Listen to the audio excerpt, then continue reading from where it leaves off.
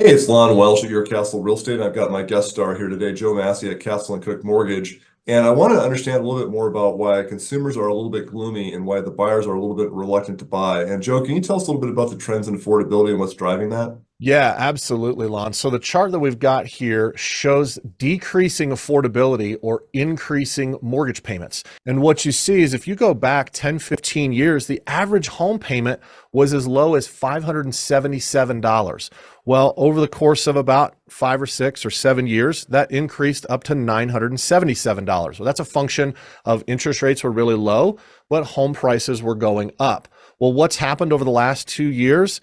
This big spike that the average mortgage payment now is $2,334. What's a combination? Prices continue to go up and interest rates went up faster than at any point in history. So a lot of folks think it's too expensive. I'm not going to buy a home. I'm just going to rent for the rest of my life.